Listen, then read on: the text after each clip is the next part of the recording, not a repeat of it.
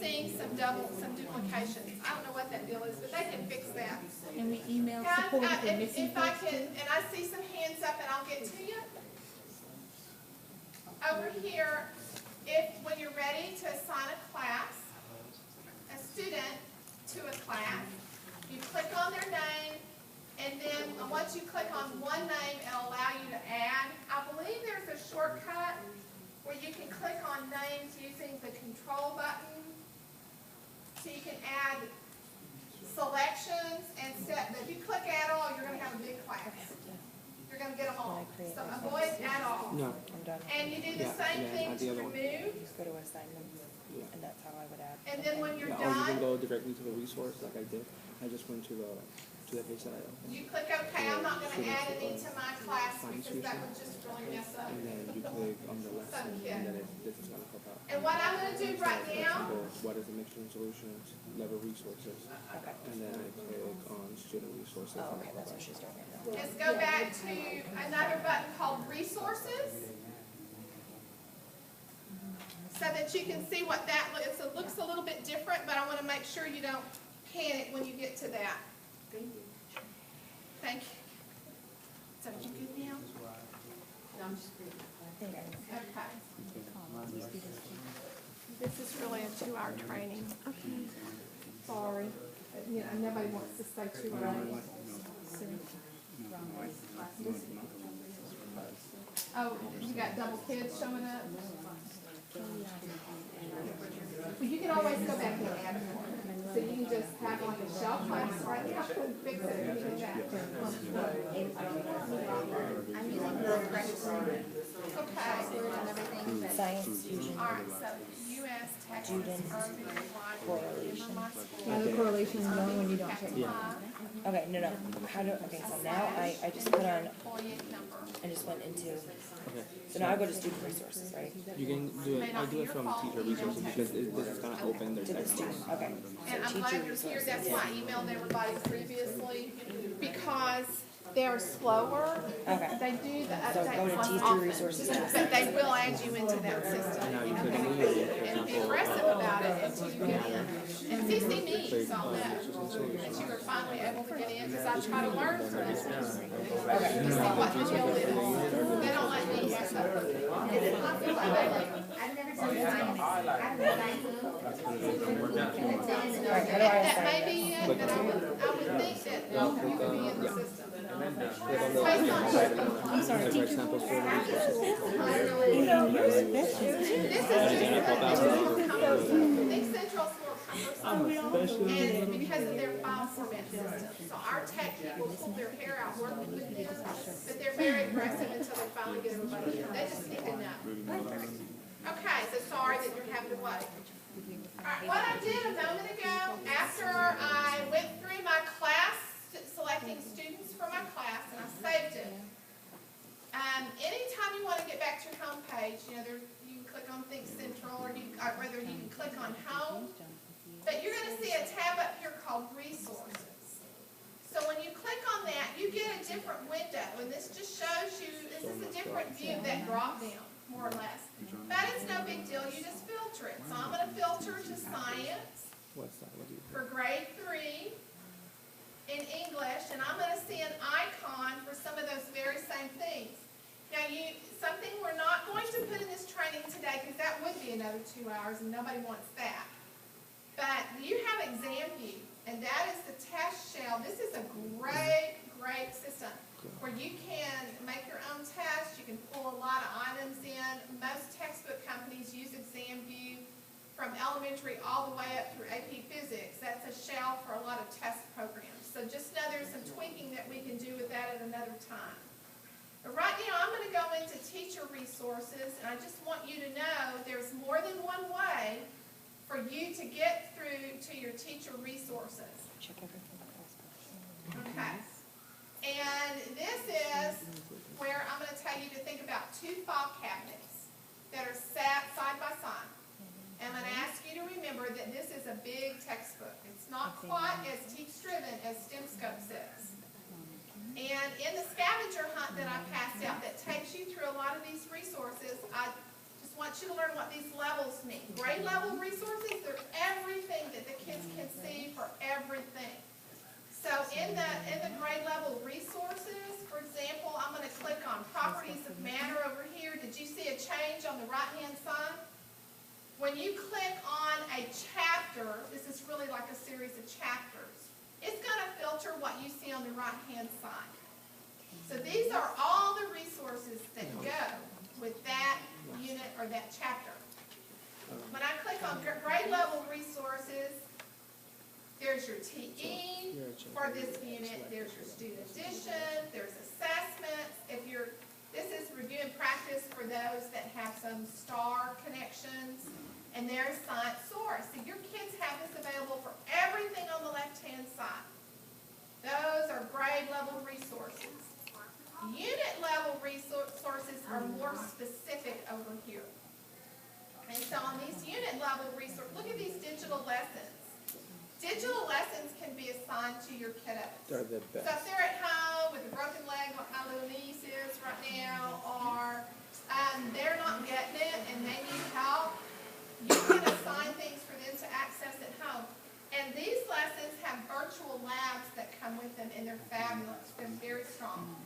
It's just that there's so much in this. Sometimes it's a little beyond our teams, which is why we selected it. It's great for enrichment. It's great for background. But this will play orally. I mean, the kids can hear it. So if you have earphones, it's great to assign them. It's a wonderful resource. It's just that you have to do more clicking to get to it here, and we're not as familiar with it. So know that you have all of these things that are there for Unit 3, Properties of Matter, which we are working on finishing up this 6 weeks. We don't have interactive whiteboards, but let's go down and look at at unit student resources. So, yes, sir. We're still having the same issue with, like, we assign the material, but it won't populate. Okay, I'll have to look at that in just a moment. Let me go through Do you think I and need to let's log look at in? how we can assign some of these things over here, then I'll look at your system and see what's up. So, All right, so let's So go what, through here. so, Look at all this stuff. It's almost too much.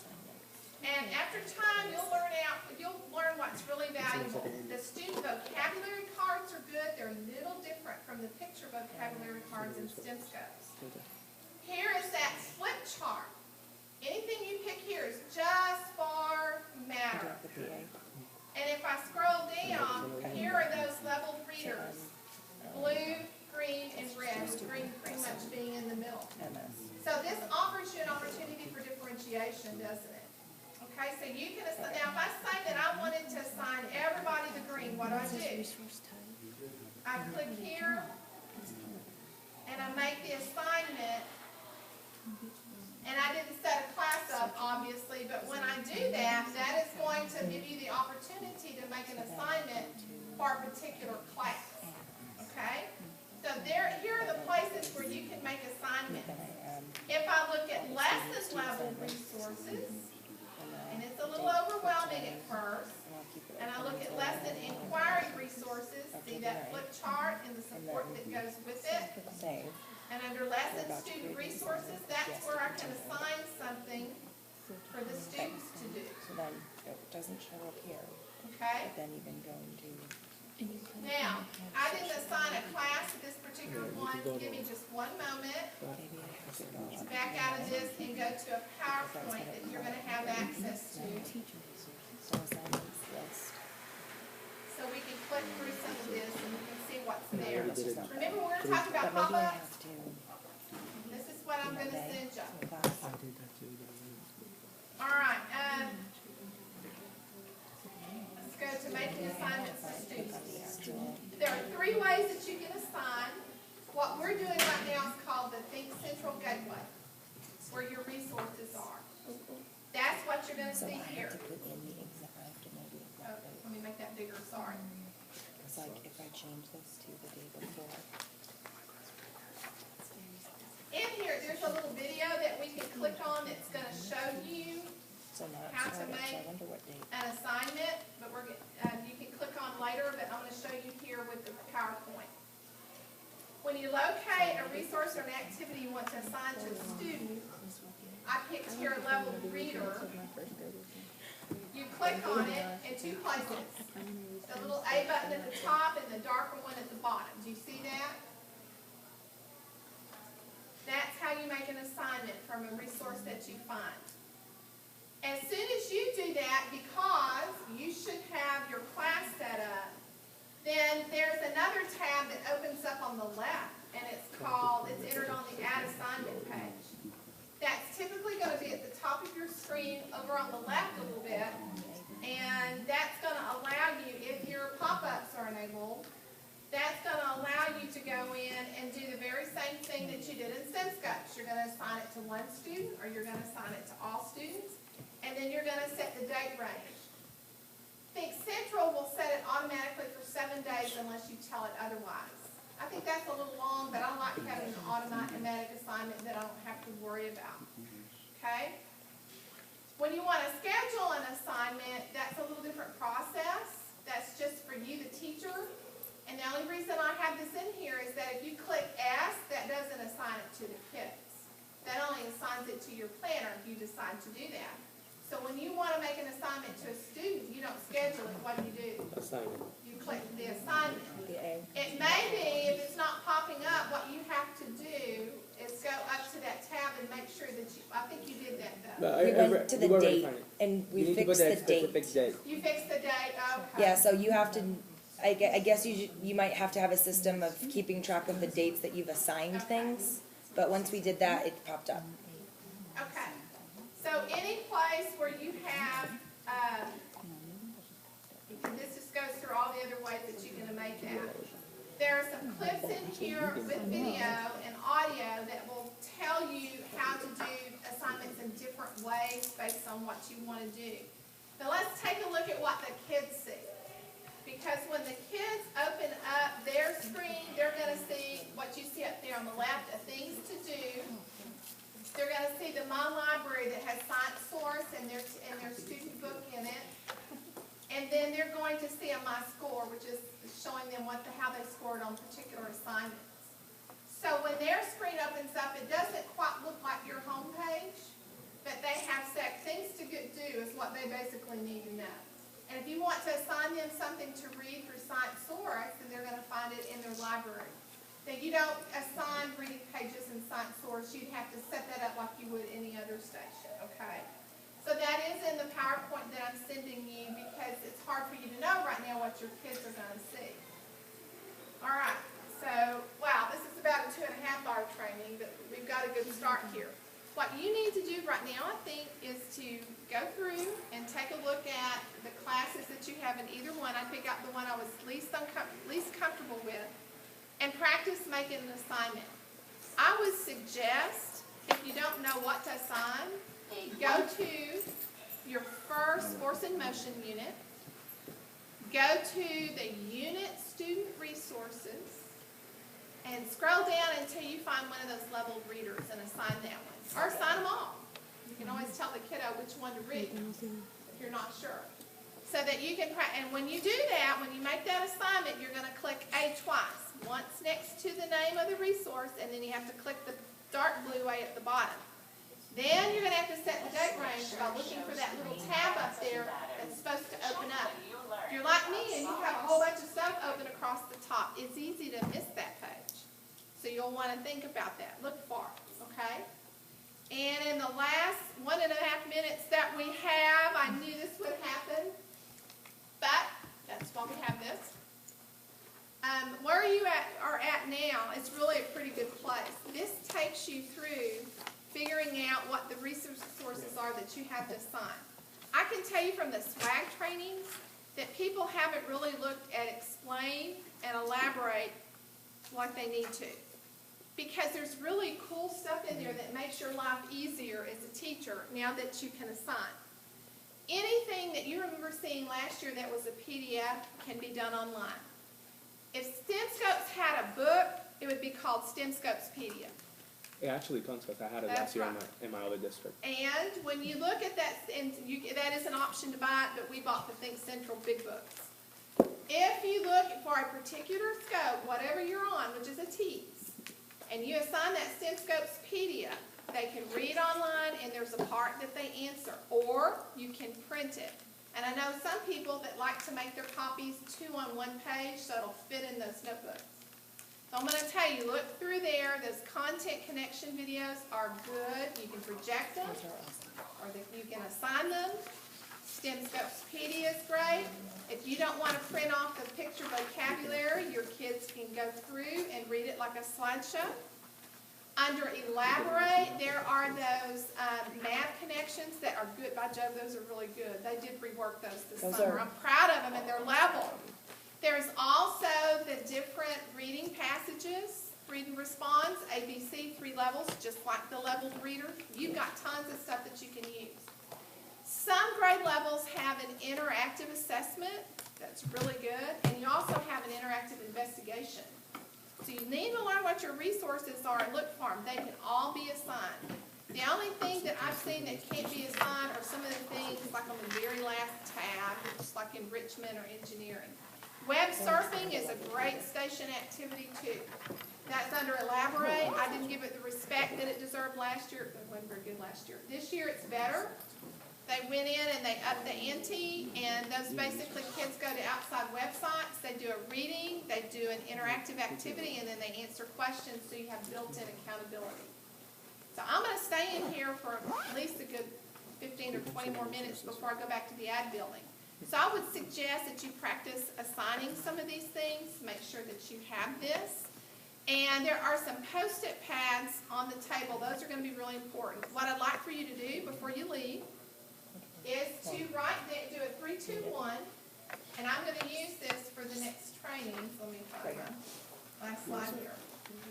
On this 3, 2, 1, I want you to list 3 types of resources from either STEMscopes or Think Central that you're going to use. I want you to list 2 resources that you think that you would like to use for reading or writing, specifically for reading and writing. And then list me at least 1 question that you still have, because I know you still got some. I know you still do. But I don't feel like we can have a 2.5-hour training. I think this is long enough for today. Okay? Have a part 2. I think I will, actually.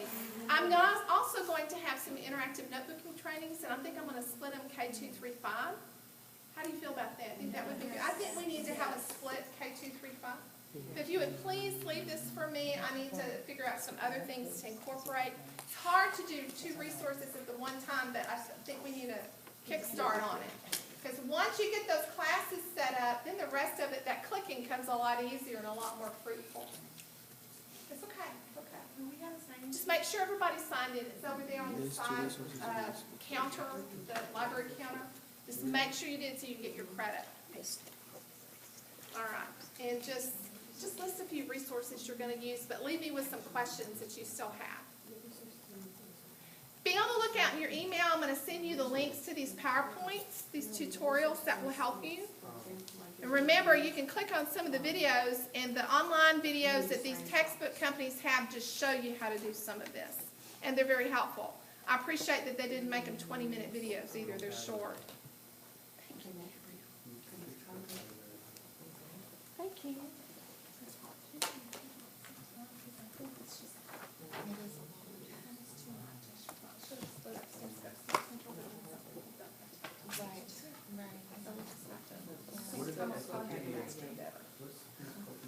But we're going to have to. I'm going to talk with Brian. But talk with Brian Edom and let him know. We have students that are doubling up, and I've not seen anything. Have y'all seen any doubling up in STEMscopes for students? No, But I'm seeing that in not at all. Think Central. Yep. So they need to know I've seen that. 2 or 3. It is clunky. And I have my And last then year's we kids have 2 listed. friends that have stuff from other districts. Dallas has they have someone on staff, all they do is Think Central for the district. They have like 2 people in that department. So if I knew their names, I'd call and say, release these guys. Yeah, give them into Irving, but Brian is probably going to have to do that.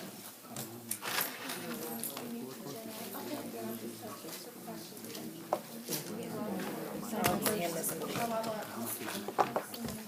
By Felicia's. Where's my shirt? But not as much as. Drop it in my arm too.